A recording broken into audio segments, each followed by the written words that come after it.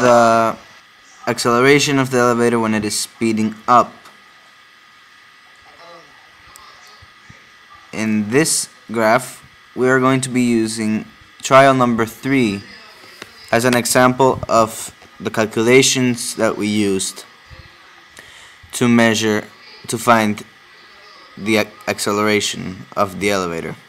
This is trial 3, as you can see by this point over here.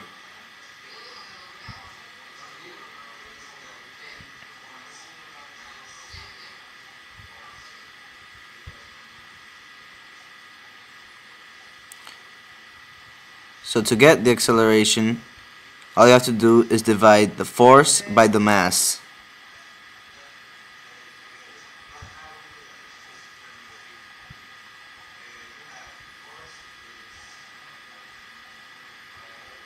In trial number 3, the net force, was 0.5 newtons. And the mass was 0.97 kilograms. This is the standard formula for Newton's second law. So what we do is isolate the acceleration by dividing 0.97 in both sides.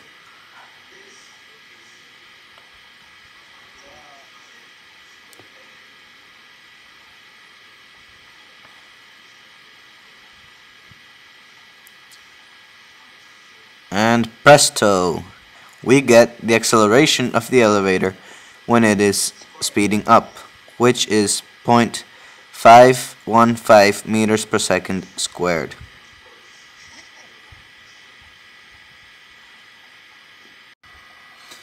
This is finding the acceleration of the elevator when it is slowing down, as you can see by the negative slope in the graph.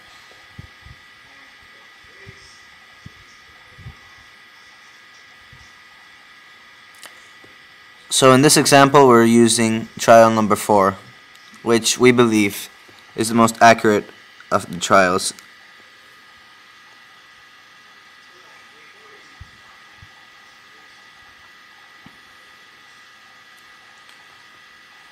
So to find the acceleration of the graph of the elevator when it is slowing down, it's basically the same as when it is speeding up. Just that this time, the net force turns out negative.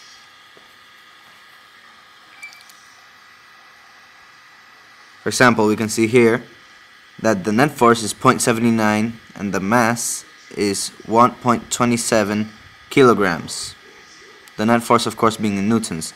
When you divide the net force, negative 0.79, by the mass, 1.27 kilograms, you get 0.622 meters per second, which is the acceleration of the elevator when it is slowing down.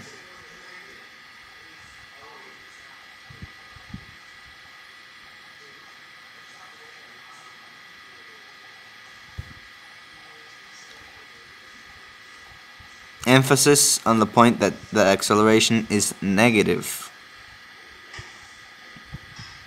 And then again, emphasis on the point that this is the acceleration of the elevator when it is slowing down, so please don't be confused.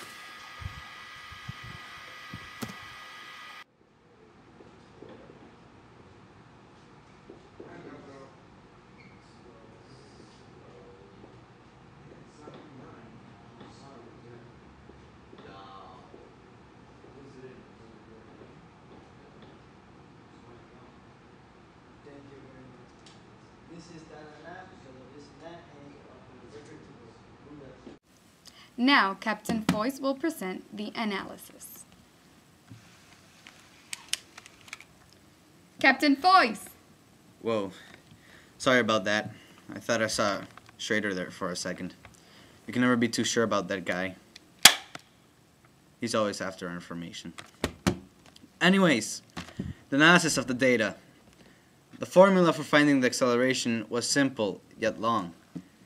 First, we had to find the net force. What we did was subtract the maximum force with the force exerted by the scale going up the elevator when it was at rest.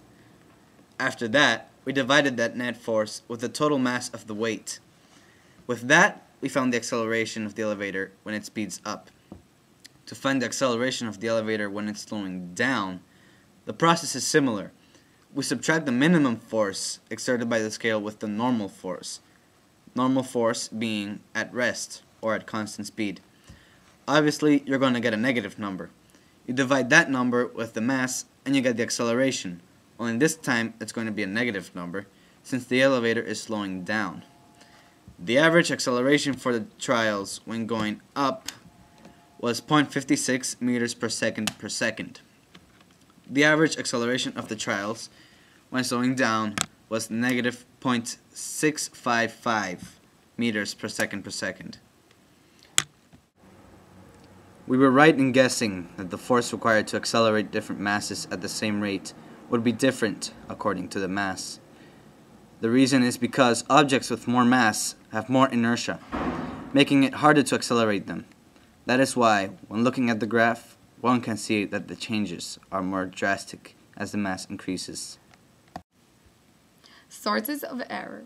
In trial number 4, no data was received during the first acceleration, making it impossible to analyze it. This error seems to be caused by faulty equipment. We could have also done more trials to have more accurate data.